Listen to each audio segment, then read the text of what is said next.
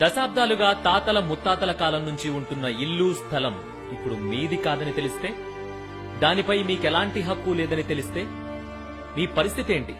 సరిగ్గా ఇప్పుడు అలాంటి పరిస్థితులే తమిళనాడులోని కొన్ని గ్రామాల ప్రజలు ఎదుర్కొంటున్నారు.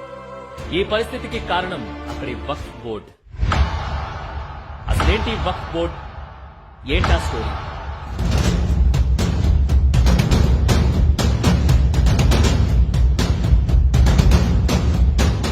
తమిళనాడుకు చెందిన రాజగోపాల్ అనే రైతు చేసిన అప్పును తీర్చడానికి తాతల కాలం నాటి తన భూమిని అమ్మేయాలనుకున్నాడు. బ్యాంకులకు వెళితే అక్కడ ఊహించని షాక్ తగిలింది. ఈ భూమి అతడిది కాదని, వక్ఫ్ బోర్డ్ ఆధీనంలో ఉందని, దీన్ని అమ్మడం కొనడం అసాధ్యమని చెప్పి పంపించేశారు.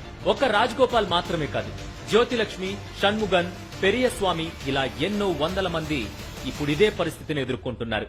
నిజానికి తమిళనాడులోనే కాదు, దేశవ్యాప్తంగా దాదాపు 60,000 వరకు ఇలాంటి కేసులు కోర్టుల్లో నడుస్తున్నాయనేది అధికారిక లెక్కలు చెప్తున్న మాట.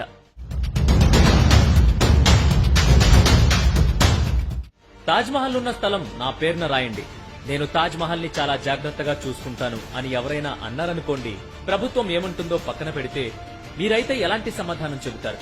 ఇదేదో జోక్ గా చెబుతున్న మాట కాదు. 2018లో సున్నీ వక్ఫ్ బోర్డు ఇలాగే అడిగింది. అక్కడితో ఆగకుండా ఏకంగా సుప్రీంకోర్టులో పిటిషన్ కూడా వేసింది. వినడానికి ఆశ్చర్యంగా ఉంది కదా? ఇదే కాదు, భారతదేశం మొత్తంలో దాదాపు 8 లక్షల ఎకరాల భూమిని ఇలాగే వక్ఫ్ బోర్డ్ తనదేనని చూపిస్తోంది.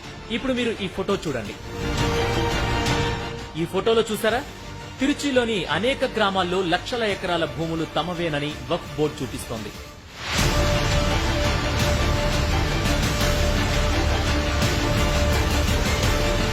అంతేకాదు, ఏకంగా ఇనాం గ్రామం మొత్తం తమదేనని కూడా చూపిస్తోంది. అంటే ఓ గ్రామంలోని మొత్తం భూమి వాళ్లదేనట.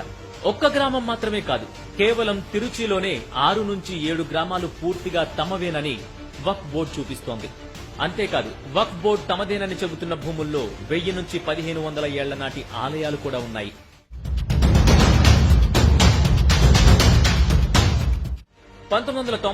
హిందూ వర్షిప్ యాక్ట్ ప్రకారం 1991 తర్వాత ఏదైనా మసీదును కూల్చి అక్కడ ఆలయం కట్టడానికి, లేదా అంతకు ముందు ఎప్పుడో ఆలయం ఉన్న చోట ఆ తర్వాత కాలంలో మసీదు కట్టారనో చెప్పి ఆ ప్రాంతాన్ని తిరిగిచ్చేయాలని కోరే అధికారం హిందువులకు లేదు. ఈ చట్టంలో ఆ విషయం స్పష్టంగా ఉంది.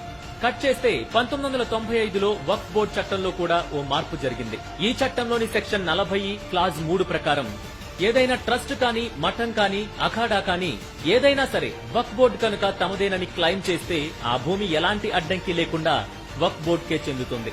దీనిపై ఎవరూ కూడా సివిల్ కోర్టులో పిటిషన్ కూడా వేయడానికి వీల్లేదు. దీనిపై ఏదైనా అభ్యంతరాలుంటే వక్ఫ్ బోర్డులోనే పోరాడాలి. అక్కడ బోర్డుకు చెందిన వారే, అంటే ఇస్లామిక్ ధర్మానికి చెందిన ఓ అధికారి, ఓ ఎంపీ తదితరులు కలిసి ఆ భూమిని వక్ఫ్ బోర్డుదా లేదా పిటిషన్దారుడిదా అని ఇస్లాం పద్ధతిలో సర్వే చేసి తెలుస్తారు. ఆ తర్వాత వారు ఏది న్యాయం అనుకుంటే అదే తీర్పు.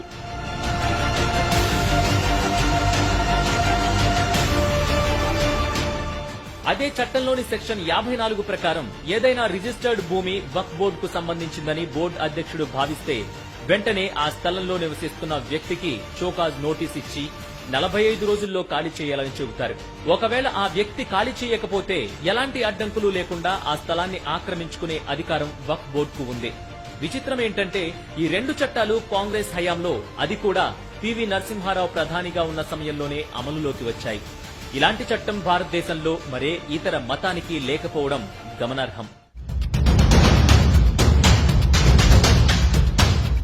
భారతదేశానికి జవహర్లాల్ నెహ్రూ ప్రధానిగా ఉన్న సమయంలో 1954 సమయంలో మైనార్టీల హక్కులను కాపాడేందుకు అప్పటి కాంగ్రెస్ ప్రభుత్వం వక్ఫ్ బోర్డుని అమల్లోకి తీసుకొచ్చింది.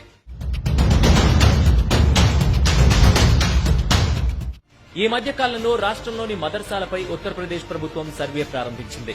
ఆ సర్వే ఓ పక్క కొనసాగుతుండగానే ఇప్పుడు తాజాగా రాష్ట్రంలోని వక్ఫ్ ఆస్తులపై సర్వే చేపట్టాలని యూపీ సర్కార్ నిర్ణయించింది.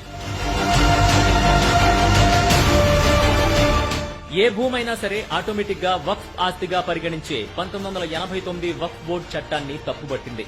ఇకపై అలా రిజిస్టర్ చేయడానికి వీల్లేదని, ఇప్పటి వరకు రిజిస్టర్ అయిన భూముల వివరాలు సేకరించాలని మెజిస్ట్రేట్లను, కమిషనర్లను ఆదేశించింది. దీంతో యోగి సర్కార్ నిర్ణయంపై విపక్షాలు భగ్గుమన్నాయి. ఇది దేశంలో జరుగుతున్న వక్ఫ్ బోర్డు భూముల రగడ. ఇప్పుడు మీరు చెప్పండి, వక్ఫ్ బోర్డుకు ఆ అధికారాలు ఉండాలంటారా లేదా మార్పులు రావాలంటారా?